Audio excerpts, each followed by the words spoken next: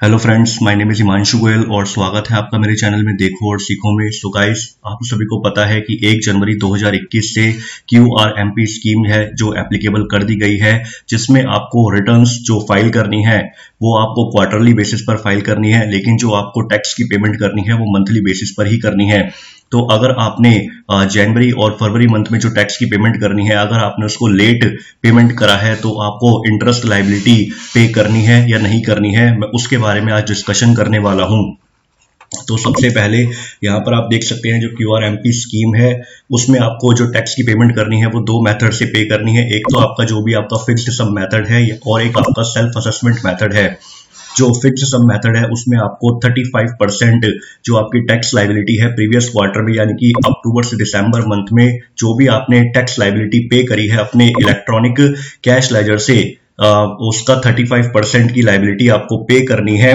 जनवरी month में और फरवरी month में। तो मान लीजिए कि मेरा जो अक्टूबर से दिसंबर जो क्वार्टर है उसमें मेरी टैक्स जो मैंने पे करा है अपने कैश लेजर से वो 1 लाख रुपए पे करा है, तो उसका 35% की जो मेरी लायबिलिटी है वो मुझे यहाँ पर पे करनी है जनवरी और फरवरी मंथ में। तो मान लीजिए मेरी यहाँ पर 35,000 की लायबिलिटी टैक्स लायबिलिटी थी, मैंने उसको पे कर दिया PMT 06 से 35,000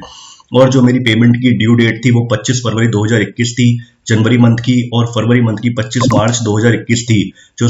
फिक्स्ड सम मेथड में जो आपको टैक्स की पेमेंट करनी होती है लायबिलिटी की, वो आपको 25 तारीख तक पेमेंट करनी होती है ईच मंथ की। तो ऐसे ही मैंने जनवरी मंथ की जो मेरी टैक्स लायबिलिटी थी वो PMT 06 से चालान के थ्रू मैंने पे कर दी है 25 फरवरी 2021 तक, और फरवरी मंथ की जो मेरी टैक्स की पेमेंट्स थी वो मैंने 25 मार्च 2021 तक कर दी है। अगर आपने जो भी आपकी टैक्स की पेमेंट है वो आपने ड्यू डेट तक पेमेंट कर दी है, जो आपके प्रीवियस क्वार्टर में जो आपने पे करी थी इलेक्ट्रॉनिक कैश लेजर से, उसका 35% अगर आपने ईच मंथ में पे कर दिया है उसकी ड्यू डेट तक, उस मंथ की ड्यू डेट तक, तो आपको कोई भी इंटरेस्ट की लायबिलिटी पे नहीं करनी है। फॉर एग्जाम्पल, जब मैंने क्वार्टर एंड पर मार्च 21 मेरा क्वार्टर एंड हुआ, मैंने वहां पर अपनी एक्चुअल लायबिलिटी देखी कि मेरी जनवरी मंथ की जो एक्चुअल लायबिलिटी बनती थी वो 45,000 बनती थी, फरवरी मंथ की भी मान लीजिए मेरी 45,000 बनती थी, लेकिन जो एक्चुअल मैंने पे करा है वो 35,000 और 35,000 ही पे करा है। तो यहाँ पर देख लीजिए एक्चुअल लायबिलिटी मेरी जो बनी वो 90,000 बनी, यानी कि 45 जनवरी और फरवरी मंथ की थी, और मैंने पे 70,000 ही करा है। तो मेरी बैलेंस लायबिलिटी जो 20,000 बची जो मैंने कम पे करी है उस पर मुझे कोई इंटरेस्ट पे नहीं करना है, क्योंकि जो मेरी लॉ के अकॉर्डिंग जो 35% का अमाउंट था, 35% से जो मेरा अमाउंट निकल रहा था प्रीवियस क्वार्टर में जो मैंने कैश में पे कर दिया, उसका 35% जो निकला था वो मैंने ड्यू डेट तक पेमेंट कर दी है। तो फिर मुझे कोई भी इंटरेस्ट की लायबिलिटी पे नहीं करनी है, चाहे मेरी एक्चुअल लायबिलिटी ज्यादा ही क्यों ना आए। लेकिन अगर जो मेरी 35,000 की लायबिलिटी बनती थी और वो मैंने 25 तारीख के बाद पे करी, यानी कि ड्यू डेट के बाद पे करी है, तो फिर मुझे इंटरेस्ट की लायबिलिटी पे करनी पड़ेगी, इंटरेस्ट की कैलकुलेशन मेरे ऊपर आएगी। और उसके बाद जो दूसरा मेथड है मेरा सेल्फ असेसमेंट मेथड, जिसमें आपको क्या करना होता है, जो भी आपकी लायबिलिटी होती है उसमें से ITC एडजस्ट करके आप खुद से सेल्फ असेस करके पेमेंट करते हो। तो इस केस में अगर आपने डिलेड पेमेंट करी है